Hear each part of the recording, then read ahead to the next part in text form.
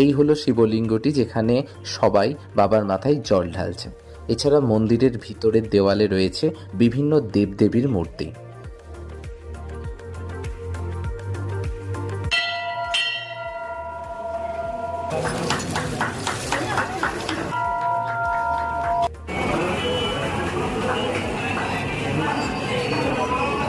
পুজো দেওয়ার পর এখন আমরা মন্দিরটির ভিতরের দিকে প্রবেশ করব।